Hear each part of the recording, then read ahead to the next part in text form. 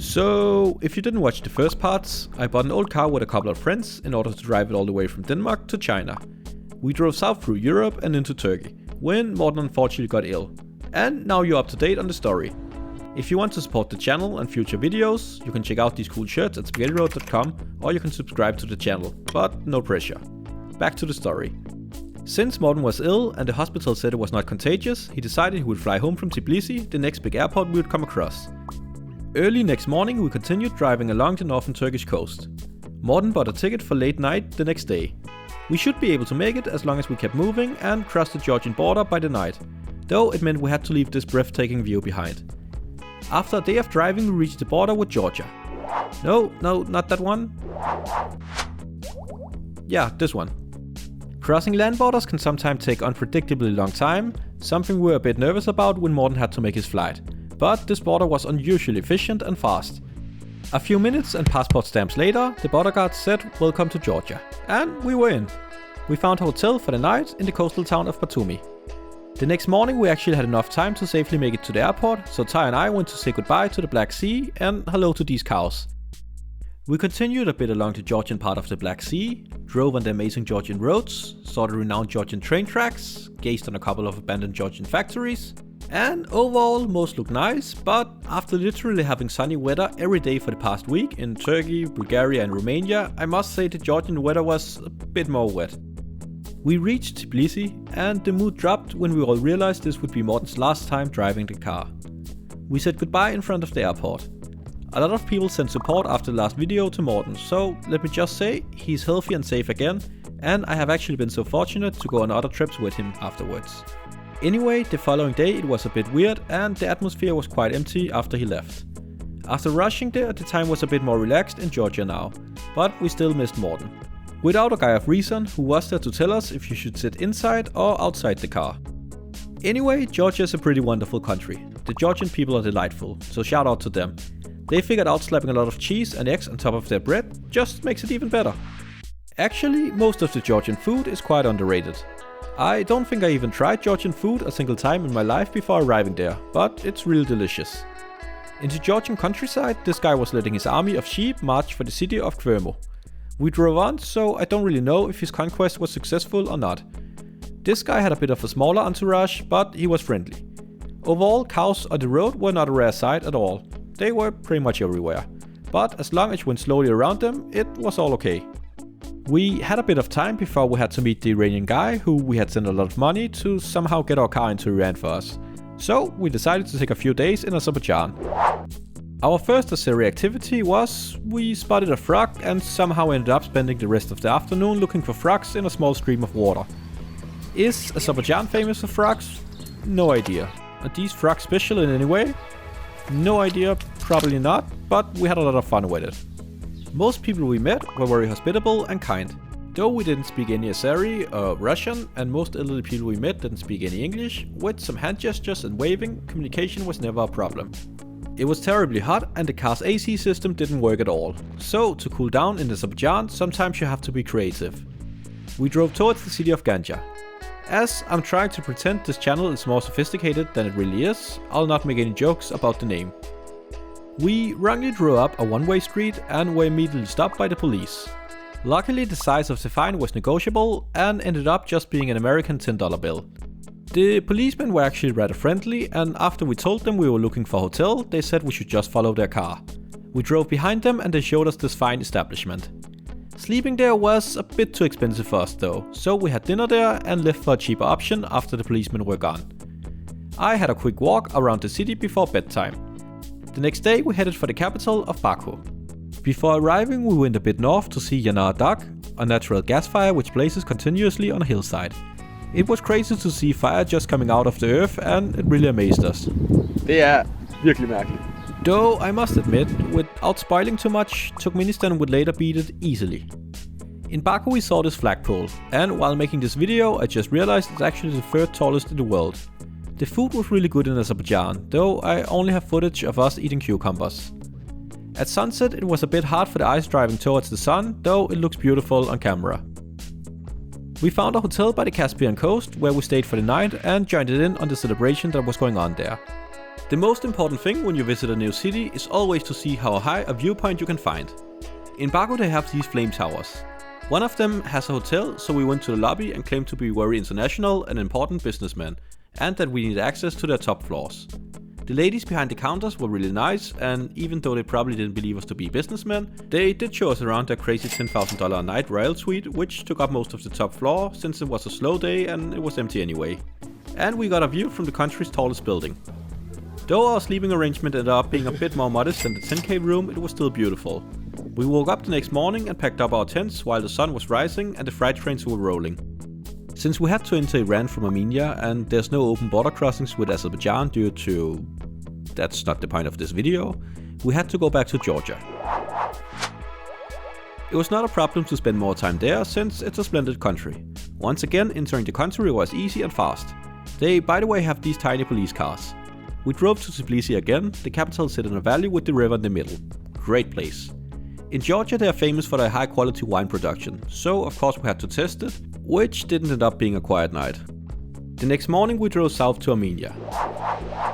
As the world's first country with Christianity as their state religion, they flooded the country with churches and monasteries all over it.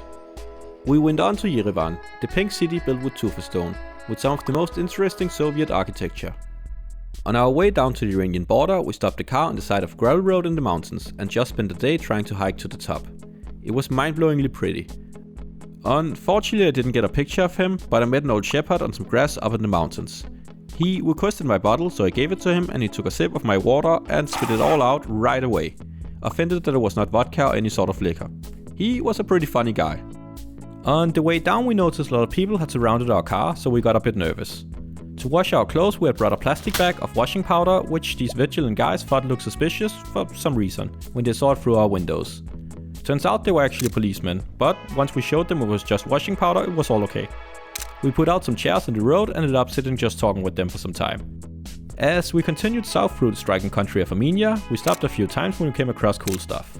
Regretfully I pretty much stopped filming at this point, since I didn't consider making a YouTube video back then. So unfortunately I mostly just have a few still pictures from the rest of the trip. We arrived at the Iranian border and were quite anxious to cross the next day, since we still didn't have a carnet passage as most said we needed. But we had sent some money to a guy a few months back who promised to take care of it. Well, the morning came and we exited Armenia, and luckily somebody was there to greet us. We were thrilled to find out that the guy had delivered on his promise. It took them a couple of hours to do the car's paperwork. They insisted a couple of times that we really needed to be out again within 2 weeks, since the car was only temporarily imported and they could otherwise get in trouble. I guess the lesson of the story is, if anybody online ever claims they can do something, which everybody else says is impossible or illegal, just send them some money straight away and, well, trust everybody on the internet. Anyway, we were finally in Iran. We were both overly excited about finally being there. We didn't drive for long before we made an involuntary stop, as the greedy car was thirsty for more gasoline than we had given it. We learned not to blindly trust the fuel gauge. Anyway, it wasn't a big problem as we had brought a can of gas, and overall petrol is dirt cheap in Iran. At about 15 cents a liter, it was 1/10 of the price in Denmark. We drove on to Tabriz. I somehow hit a bit of a wall with the car, so one of the lights were just hanging by the cable. We continued our strategy of just cutting broken parts of the car. Anyway, do you really need all of the lights? We visited the famous Tabriz Bazaar and changed some money. Flexing is never cool, but dang, I felt like a rapper with this stack, though the value was just around $40 US. Overall, our visa and paperwork situation was still a mess. Entering China without leaving the car behind was complicated, so we decided we would drive to China, not into China, since we are more interested in the Central Asian countries anyway, and I was going to China for another science thing a few months later. So our new goal was to drive to the Chinese border in Kyrgyzstan. The problem was we still didn't have a Turkmen visa, and apart from driving through Afghanistan, there was not really any way around. As we had a sharp 2-week deadline in Iran, our priority was to apply for the visa in Tehran, and then we would have time to do whatever we wanted afterwards.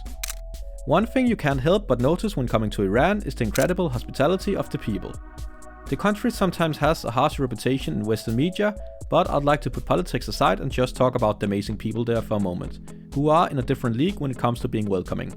Randomly meeting people on the street who would invite us home to their family and offer to let us sleep there was not a rare thing. When passing a toll booth with the car, they wouldn't let us pay, but just said, "Welcome to Iran." Sometimes the hospitality was almost scary. At one point we thought some guy was following us. When we stopped at a gas station, he had indeed followed us, but it was just to give us an ice cream each since it was a hot day. Their kindness was extraordinary. The only time where I really thought it was too much was when people insisted to shake my hand while driving on the highway. More than once we had somebody pull up on us and extend their arm out through the car window to shake my hand while driving, which seemed a bit dangerous. We arrived in Tehran and made yet another application for the Turkmen transit visa. At the embassy we met a couple of Germans on motorcycles who had just been denied the visa and had to give up and return to Europe. While we waited, we explored Tehran for some days. We went on to the famous Carpet Museum of Iran. Without question, the best carpet museum I have ever visited. And the only one. Thai is also American, by the way, so we went to see the former US embassy, where the Iranian government made their official view on the US quite clear. Though a lot of the people we met were not necessarily aligned with the government's views. When visiting people in their private homes, women would often take off their headscarves, and some would offer to serve beer or some other type of alcohol. I have, by the way, used stock footage for this section to not get anyone in trouble. Next we went to the cinema and saw an Iranian movie about a guy who goes to Brazil. I don't recommend this particular movie. We had arrived in Iran just as the month of Ramadan began, so a lot of stuff was closed while we were there. My hair and beard was getting a bit out of control, which is not acceptable in such a fashionable country as Iran. So I gave Tehran's best barber complete creative control and freedom over my appearance. I'd estimate he used enough hairspray for about 1,000 people. But I looked cool with my fresh solid block of hair. If you have ever played with Legos, where you can remove all the hair in one plastic chunk, that's how it felt. We went to see the mausoleum of Khomeini, which is huge. Though it's a mausoleum, quite a few people were just sitting on the floor, so we sat and chilled with these boys. Tehran is a big city and can be a bit hectic and stressful, so we drove down to Esfahan. Remember we taped a map to the roof of our car back in Poland? Well, after over a month and 8,000 kilometers, it flew off on the way there. First we lost Morton, and now our map? Maybe it wasn't too bad with the map, since it only depicted Europe anyway. Between Tehran and Esfahan there's this completely flat salt desert, which looked really cool. I recommend visiting it. One benefit of Iran being a dry country is that the beer in the stores is alcohol free, so you can legally drive and drink it. Esfahan is the city with some of the most magnificent Persian architecture. The square with the mosque and palaces is without comparison. Another thing Esfahan got going for it are these incredible bridges. Until you notice the river below, then the bridge might not be necessary anymore, but it still looks beautiful. The locals claim their water there seasonally, but I didn't see any, so I don't know if I believe them. Our time in Iran was running out and we still didn't have our Turkmen visa. The joke of attempting to get an Afghan visa and driving through Afghanistan instead began being a serious discussion. Otherwise we'd have to drive back to Armenia. We headed back north for a last try at the Turkmen embassy. So this is probably a good cliffhanger to stop this part of the story at. Thank you for watching. You know what? I don't like cliffhangers myself, so I'll just say it. We got the visa. They had given us 5 days to transit to Turkmenistan. Last, I'll try to answer a couple of questions I got. If you want to support the channel and future videos, you can check out my merch at spaghettiroad.com, my Patreon like these cool people, or you can subscribe to the channel. Thomas asked, was it a D-Turbo 306 or just petrol? No idea. Does D-Turbo mean diesel? If so, it was petrol. Some people complained I said doner kebab was German food and not Turkish. I think what's confusing is that it got so popular in Germany that it's now available in other countries such as Turkey.